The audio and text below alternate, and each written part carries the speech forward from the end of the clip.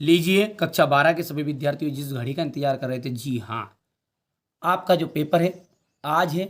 और आज के लिए जो क्वेश्चन 99% आ रहे हैं, 100% ही कह सकते हैं अपन, 1% इसलिए कह रहा हूँ क्योंकि थोड़ा बहुत मिक्स करना पड़ता है, मिक्स समझ में।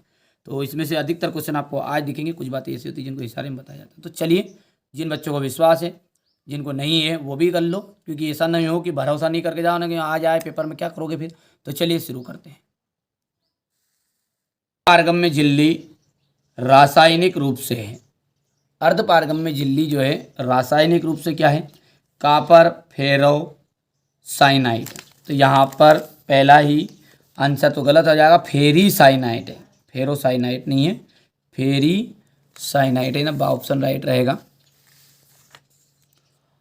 दूसरा जो है इसमें ऑक्सीकरण संख्या, देखो ये आयरन है, ठीक है, ध्यान रखना इसमें आपको बेटा क्या रखना है याद, कि जो आयरन है ना, आयरन Fe, इसमें दो तीन तरीके से पूछता है इस ऑप्शन को।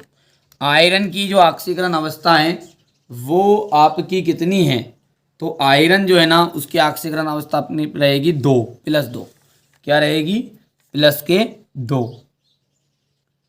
अब देखिए बेटा यहाँ पर इस कॉन्सेप्ट को क्लियर कर लेना, क्योंकि 1 नंबर इससे पक्का है आपका और 100% आ रहा है। देखो कभी कभी क्या होता है +3 लिखा रहता है यहाँ, जैसे यहाँ पर मिसप्रिंट था, मैंने 2 किया, वो कब है +3 ऑक्सीकरण अवस्था संख्या, कि जब Fe, ठीक है, FeCl2 रहेगा, ठीक है, FeCl3 रहेगा, ये ऐसा रहेगा यहाँ पर, मान के चलो ऐसा 2 या 3 रहे, तो यहाँ पर ऑक्सीकरण संख्या आपको +3 लिखनी है, फिर याद रहेगा, भले FeCl2 लिख दो या FeCl3, ये सब सूत्र दे केवल ये जब करना है। पहली चीज समझ में आ गई। दूसरी बात ध्यान देना है, दूसरी बात जो है, यदि पूछे यहाँ पर, इसने पूछ लिया आयरन के नाम से, किसने किसके नाम से पूछ लिया, इसने आयरन के नाम से पूछ लिया यहाँ पर, तो आयरन जो है वो होता है आपका Fe, ठीक है, आयरन क्या है हमारा Fe है, और Fe के बाद में आपका हो जाएगा Cn केवल, सही n। यदि Cn की पूछे कि कितनी ऑक्सीकरण संख्या इसमें, तो Cn में यहाँ पर रहेगी आपकी -1, कितनी ऑक्सीकरण संख्या रहेगी Cn में, -1। और एक और क्या रहेगा इसमें, K, यदि कोई पूछ ले K की, तो K की ऑक्सीकरण संख्या है हमारी यहाँ पर 1 रहेगा, ध्यान भैया। और कोई चीज नहीं इसमें, हो गया Cn की भी हो गई, Fe की भी हो गई और K की भी हो गई, ये शब्द याद रखना है। और 3 कब रहेगी, यदि FeCl2 रहेगा तो। परासरण दाब जो है ना उसका फॉर्मूला क्या है, तो परासरण दाब का फॉर्मूला है nRT/V, तो यहाँ पर ए ऑप्शन राइट रहेगा। चौथा जो है, एथिल एल्कोहल को विरंजक चूर्ण के साथ गर्म करने पर बनता है, एथिल एल्कोहल को विरंजक चूर्ण के साथ गर्म करेंगे तो क्या बनेगा, क्लोरोफार्म बनेगा। मानव शरीर में कार्बोहाइड्रेट का संचयन होता है, मानव शरीर में कार्बोहाइड्रेट का संचयन होता है तो किसके द्वारा होता है, फ्रक्टोज के रूप में। ये 2 ऑप्शन राइट है। और आगे बढ़ते हैं, तो पांचवा हमारा है, छठा, 5 ग्राम NaOH सोडियम हाइड्रोक्साइड को 250 मिलीलीटर विलियन में घोलाया गया है, तो विलियन की मोलरता कितनी होगी, तो 0.5, ये फॉर्मूला लगा के आप निकाल सकते हैं।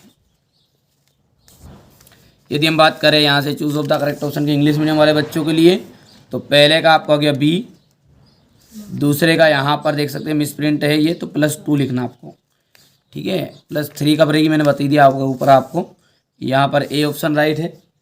और यदि हम बात करें चौथे की, ठीक है, चौथा जो है उसमें आपका हो गया है क्लोरोफार्म, डी ऑप्शन। और 5th नंबर वाले में आपका है यहाँ पर fructose in the form of fructose, और छठे के अंतर्गत आएगा 0.5।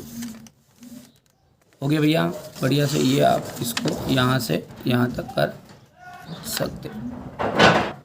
चलिए हो गया इतना भैया से, आराम से कर लो कंप्लीट। अब आगे बढ़ते हैं, रिक्त स्थान को देखते हैं। यहाँ पर है ये पहला है, मानक हाइड्रोजन इलेक्ट्रोड विभव का जो मान है वो कितना होता है, तो मान होता है 0, कितना होगा, 0 होता है। फार्मेल्डिहाइड एवं अमोनिया की क्रिया, फार्मेल्डिहाइड और अमोनिया की क्रिया कराने पर क्या प्राप्त होता है, तो प्राप्त होता है आपका हेक्सा मेथिल मेथिलिने ट्रेटामाइन। तो यहाँ पर डायरेक्टली मैं तो ऐसा लिख दूँ, सूत्र लिख देता हूँ ना, CH2 और 6NHNN4 है, बस हो गया इतना। अब यहाँ पर अपन देखते हैं 1 फेरेड विद्युत आवेश का मान, 1 फेरेड विद्युत आवेश का मान कितना होता है, कितने कूलाम होता है। ठीक है भैया, यहाँ पर बेटा वैसे तो इसका इसका है 96,485.3399। ठीक है, पर एग्जिट करके इतना बड़ा लंबा चौड़ा नहीं लिखते हैं और लिख देते हैं अंत में कि 96,500 कूलाम। एग्जिट जो मान होता है वो 96,485 इंटू 3.399 ऐसा हो जाता है। तो ऐसा लिख देना, आप कितना कर पाओगे।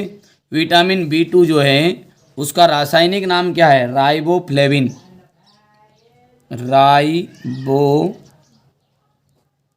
राइबोफ्लेविन। प्रोटीन रिक्त स्थान का एक बहुलक है, तो अमीनो एसिड का, अमीनो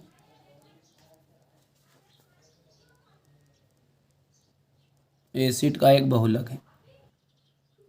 अगला है हमारा यहाँ पर कि की उपस्थिति के कारण एल्कोहल का क्वथनांक उच्च होता है, किसकी उपस्थिति के कारण। तो यहाँ पर अपन बात करेंगे ना तो ROH, ठीक है, यहाँ पर इसकी उपस्थिति के कारण। तो यहाँ पर ये रिक्त स्थान है ना, शुरुआत में होता, कोई दिक्कत नहीं है वो तो, ठीक है, का क्वथनांक उच्च होता है, मतलब इसकी उपस्थिति के कारण एल्कोहल का क्वथनांक उच्च होता है, ऐसा है।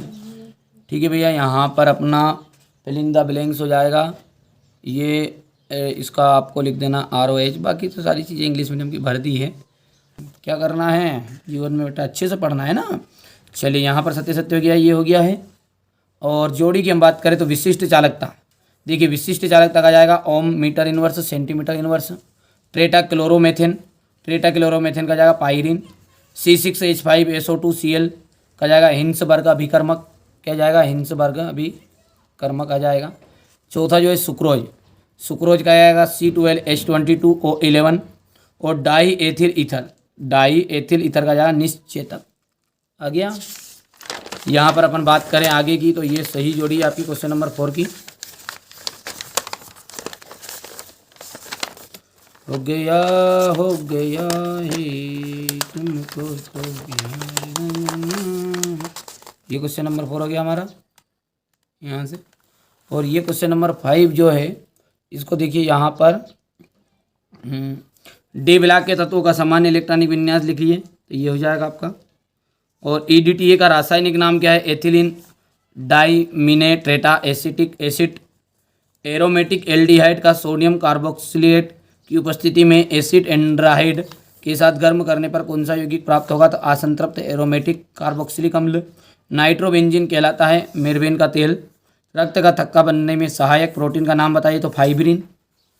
यहाँ से देख सकते हैं आप, हो गया इतना। स्थिर क्वाथी मिश्रण किसे कहते हैं, विशिष्ट चालकता की इकाई, अभिक्रिया की दर, स्थिरांक के कोई दो अंतर, अभिक्रिया की कोटि और आणविकता में कोई दो अंतर है। Question number 8। क्वेश्चन नंबर 9, संक्रमण तत्व आसानी से मिश्र धातु बनाती है, लिखिए। वर्नर के उपसंयोजी सिद्धांत के कोई 4 बिंदु लिखिए। ये क्वेश्चन नंबर 11 है, ये 12 है।